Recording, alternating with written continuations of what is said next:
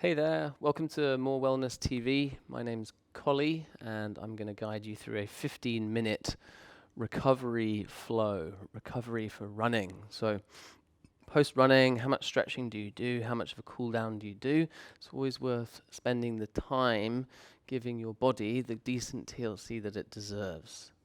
Quite often we're short on time, quite often we don't know quite not what to do. But this flow, 15 minutes or so, should be perfect, beneficial stuff to do straight after a run, or maybe the day after, within a couple of days of running. Ideal to lengthen out the muscles that perhaps are feeling a little bit tight and constricted, having been engaged quite a lot as you run. So we really want to lengthen them out so that the next time you come to running, they are not tight and they are not restricting your joints. Another great benefit of cooling down after a run, you might be doing this straight after a run, is to down-regulate the nervous system. Clearly, if you've been running for a short or a long time, you're going to be feeling a little bit kind of up, shall we say. The sympathetic nervous system might have been stimulated somewhat as the body tends to quicken up. So warming down, cooling down, great opportunity just to focus on the breath, take some time to slow everything down and really stimulate your rest and digest, the calmer state, your parasympathetic nervous system. So when you're ready, let's start this little sequence in a downward facing dog.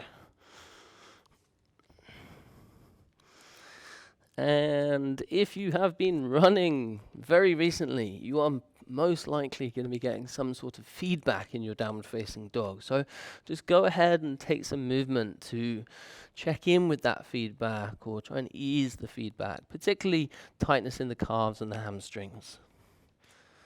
Pedal the feet out. It might be nice to bring the feet towards a little bit closer to the hands. Allow the heels of the feet to sort of land a little bit closer to the mat. It might even be nice to shuffle the feet and the hands further away from each other again, downward facing dog, and then just lift the right leg up to the ceiling and bend the knee when you get there. So as you bend the knee and point the knee to the ceiling, hopefully you will feel a little bit of space in the hips there, hip flexors lengthening out as you go for the knee bend. Little tip, try not to dump down onto either side of shoulders or hands here. Try and stay even there. Don't forget to breathe. And then gently take the foot down. Same thing, other side, left leg high. Bend the knee. Weight stays even on the feet.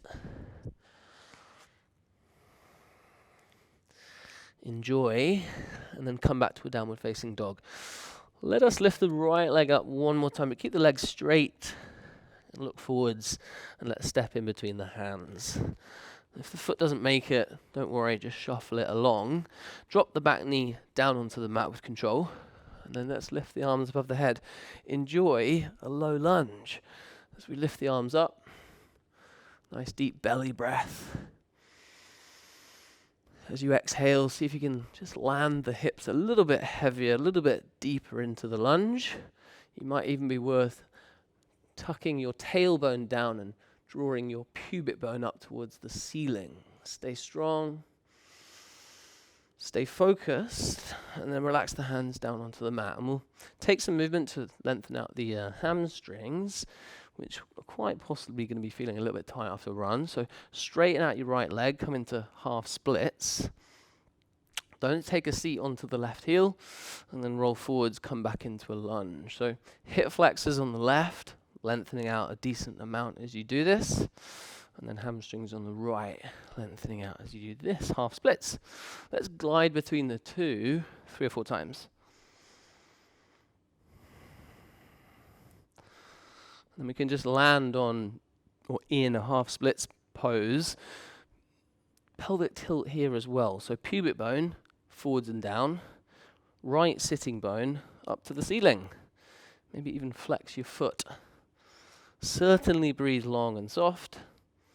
And then when you're ready, just roll forward, step back to your downward dog. We'll do the same thing on the other side. Left leg. Let's lift it up. Step forwards. Back knee down with control. Can sweep the arms above the head. As you do so, relax the shoulders down. Just take your time with it. You can land the weight of the body in general direction of the hips, and then think of your pubic bone up, tailbone down. Left knee wants to stay on top of left ankle. Full breath. Let's take the hands down and then come into our half splits, and we can glide between them and our lunge. So each time just getting a little bit of purchase, you can push the hips forwards, use the weight of your body, and then draw it back. Don't take a seat. 2 more. And then maybe just land in half splits. Take a moment. Try not to round here. There's a tendency to like drop chin to chest and round the upper back. We don't really need to spend too much time rounding. We want to try and extend and lift through the collarbones. Think of left foot flexing. And then when you're ready, roll forward, step back, downward dog. Take as long as you need. Similar moves. Right leg high. Step forwards. Back knee down. This time, let's take the hands, both of them inside right foot, and we'll shuffle the right foot out to the right for a lizard pose. You might want to shuffle the left knee back as well. And hands can stay on the mat, or forearms might want to come down. You might even have a block where you can meet halfway. Just a couple of satisfying breaths here. Use the weight of the body to land properly on the groin. Lengthen out your left hip flexors. I quite like taking the arms out towards the side, reaching the arms and the hands all the way far forwards, which also could feel good. And when you're ready, back into the middle with the hands. We'll lift the back knee and then swivel to face the long left side of the mat to continue to focus on the groin. You can straighten out the legs. Once you're there, bend the left knee, coming to a side squat. Straight right leg. You can come over to the right and do the same thing. You can glide between the two like 3 or 4 times. A little tip, soles of the feet, keep them on the ground for now. Use the upper arm just to nudge on the inside of the knee that you're bending, so you can find space on the groin on the left here, but also on the right with the upper arm. And then we'll do the same thing other side. And then perhaps land. Be a little bit kind of more loose with the left leg here. You could turn the thigh, the knee, and the foot to the ceiling. Might even be nice to spread the arms out wide and turn the chest to the ceiling as well. Full breath. And then do the same thing on the other side. If you're turning the right foot, try to do it from the thigh bone rather than just yanking the foot up. Turn the thigh and the knee first and then the foot. And we'll swivel back to the front of the mat. Take your time. Step back, both knees down.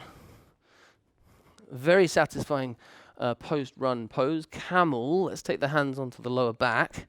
And push the hips forwards. Start to lengthen out the entirety of the front side of your body, particularly hip flexors. Hips stay on top of knees if you can. Take your time. Nice full breath here. Again, all of these poses, so beneficial post-run, should feel good. All those areas that feel a little bit tight and constricted, we're finding space for them. And then come on down, hands on the mat, downward dog. Left leg, let's take it up. Step forwards, back knee goes down. Let's take it lizard on this left side. So shuffle left out to the left, shuffle right knee back to the back. And then properly land in the pose. So your weight of the body, gravity, is down on the groin here. So really kind of exaggerate that. Forearms might want to come down. Certainly a long breath, particularly the exhale. So find that sort of tension release with your exhale. Like we did on the other side, arms might want to reach out to the right. Breathe long. And then back to the middle with the hands. Let's swivel to face the right side of the mat. I'm going to turn to face you. And again, just kind of go for the knee bend, straight leg. Knee bend, straight leg. Maybe you're going for the hold. Might be nice to turn the thigh again, arms go wide. Same thing other side. Just continue to be mindful about your movements. Focus here, nowhere else. Come back to the front, and we'll return to our camel pose, both knees down. Hands on the lower back, push the hips forwards, open out. And you'll find if the neck feels alright, you might take the gaze behind you. You might even, the more flexible amongst you, might be able to take the hands onto the soles of the feet or the calves. Definitely feel free to do so. But don't force it. If you are going there, think hips pushing forwards above the knees if you can. Almost most important, full belly breath. And then back up. Little shake out from that. Take your time to reset from that. And then crisscross your arms. Hands to opposite shoulders. Similar moves, but different focus. Let's lengthen out the quadriceps by keeping shoulders, hips, and knees in a super straight line if you can. Reverse Nordics. We'll gently lean back and then come back up tall. Gently lean back and then tall. So pubic bone up, tilt the pelvis. Try and keep the straight line if you can. Each time you'll feel the quads kind of both strengthen and lengthen as you lean back. Couple more. And then we'll land in a wide-legged child's pose from here. So big toes together, knees out wide. Go really wide with the knees if you can. And just walk the hands down. Forearms can rest, or hands on, forehead on hands, or maybe you can reach long. But I really recommend main focus, groin. Take the legs wide. Weight of the body can land on that area. Just gently lengthening out your adductors, the muscles on the insides of your thighs. Just stay there, 3 or 4 breaths, wherever you are. Bit of stillness.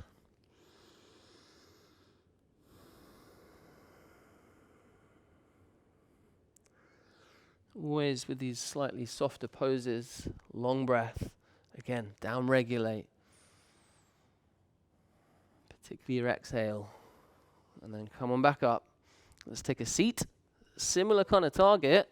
Once you're there, soles of feet together, knees out wide. Butterfly pose. Cobbler's pose. Loads of different names. Sanskrit's not good for me. Once you're settled, hands on feet, go ahead and move the knees up and down a few times. Again, just teasing out some length for the adductors. And then go for the hold. When you're ready, knees down, kind of active, shoot through the crown of the head, spine tall. And you've got the added bonus here of being able to use your thumbs on the soles of your feet. Just gentle massage. Massage out the fascia. Could even grab hold of your toes. Flex and extend them.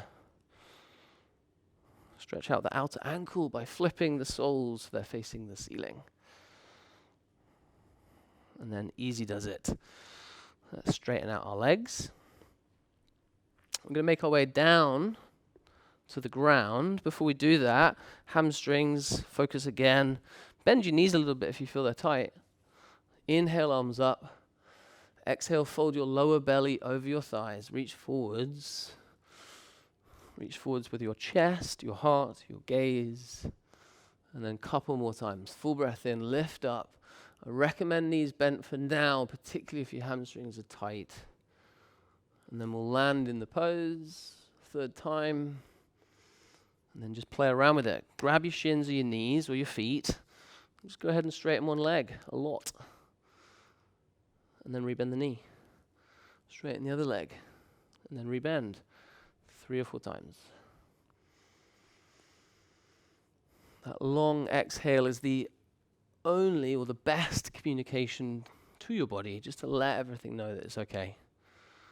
Clearly, if the hamstrings are tight, your body's going to be reacting in some way. So just calm it down. Long nasal breath. And then with reach forwards with the arms, let's hover down, roll onto our back. Slower the better.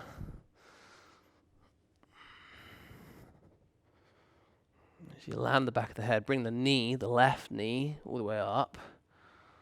Let's grab hold of the shin, you can squeeze the thigh into your belly. Further targeting the hamstrings, grab the back of the left leg.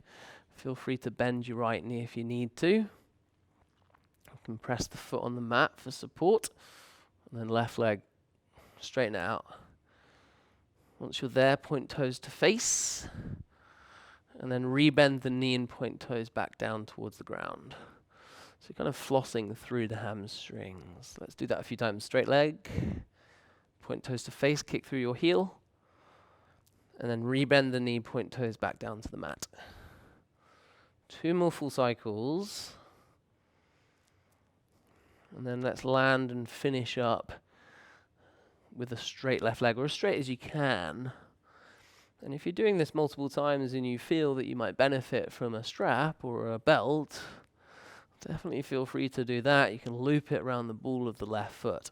Otherwise, adjust and grab the back of the calf. Continue to kick through your left heel.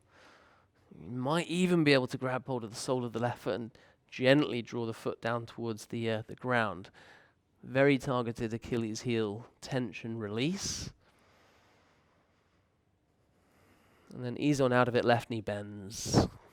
Grab hold of the knee with the right hand. Let's take it into a twist. Supine twist. Right hand takes the knee over to the right. And left arm sweeps out to the left. Glute max. Pretty decent stretch out. Make sure both shoulder blades are on the ground if you can. Maybe bring the twist into the neck by looking towards your left arm as well. Kick through your right heel, long neck. And then also a long breath.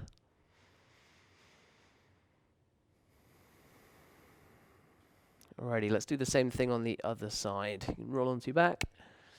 Left knee bent, left foot on the mat for support. And then right leg high. Bring the thigh to your belly first. Grab the back of the leg and then straighten out your leg. Kick through the heel, point toes to face. And then rebend the knee, point toes back down towards the mat. Go through the motion, straighten out the leg, point toes down. And then rebend the knee, point toes away. 2 more full cycles. And then hold it. Straight right leg. Wherever it is, just kick through your heel, point toes to your face, maybe adjust the hands.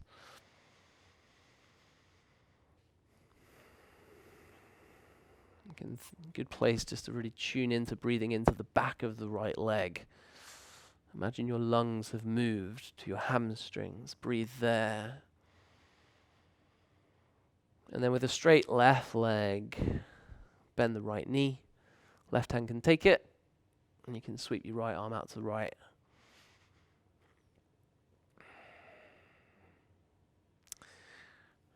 Nice chest opener here as well. Pecs might be feeling a little bit kind of tight and constricted from all your arms swinging. So make sure they're real wide. Look over to the right arm. Make sure both shoulder blades are on the ground. Long breath in. Long breath out. Super restorative pose. So try and reflect that with your breath.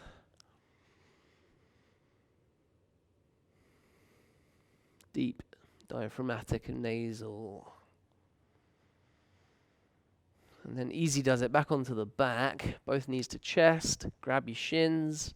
Let's take some gentle movement into the hips here. Just grab your knees, your shins, whatever you can grab. Circles with the legs. Notice how they are feeling. Notice how it feels when you move in this way. How does your hip joints feel? How do the muscles that cross your hip feel as you take this movement? How are your toes and your ankles doing? Check in with them. And then finish up with a happy baby. Legs wide, hands on backs of knees. Drawing thighs to ribs. Or hands inside feet. Got to have a little rock or roll from side to side. Could take big toes with the fingers, and then straighten out the legs. Maybe one at a time or both at the same time. Again, good place to check into the lung relocation. Breathe into the groin. And then slowly does it come back down. You can drop the legs. You can extend the legs out in front of you. We'll just finish up here, Shavasana pose, get comfortable. We'll take like 1 minute, maybe 1 or 2 minutes, just focusing on the breath, properly tapping into our parasympathetic nervous system. It might be nice to sweep the arms down wide or take your hands onto your belly or your heart, whatever feels good for you. And we'll finish off with a round of sort of box breath variation. Take an inhale for about a count of 5 or 6. Hold it for about 3.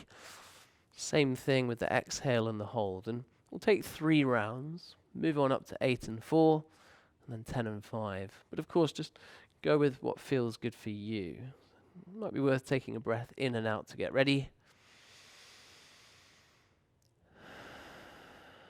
And then breathing in, 2, 3, 4, 5, 6. And hold the breath.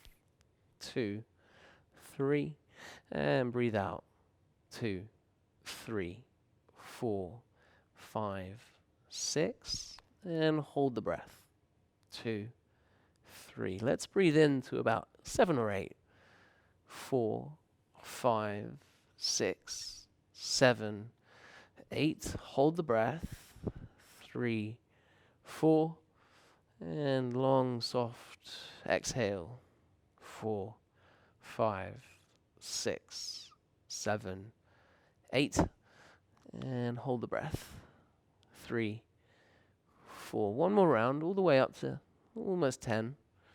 5, 6, 7, 8, 9, 10. Hold the breath. 3, 4, 5. And long, smooth exhale. 6, 7, 8, 9, 10. And hold the breath. 3, 4, 5. Just one more round at your own pace. Nice long inhale. Fill the lower belly. When you get to the top, just hold it. Whatever feels comfortable. Relax into the breath hold. And soft and smooth exhale. Deflate. Empty yourself out. Same thing there. Just go for the final breath hold. Relax into it. Total stillness. Quiet and calm. And then you can let it go whenever you feel comfortable. And just allow the breath to return to something a bit more normal, a bit more natural. Maybe just close the eyes, take a moment to scan through the legs, the arms. And just you should kind of finish off feeling good about your efforts, particularly dedicating some time post-run. Give your body some vital running recovery movement. And then perhaps even staying a little bit longer if you have the time. Otherwise, just stretch out. Come back up to a seat and try not to rush. Whatever you're on to next. Take your time getting there. And hope you have a good rest of the day, whatever you're up to. Namaste.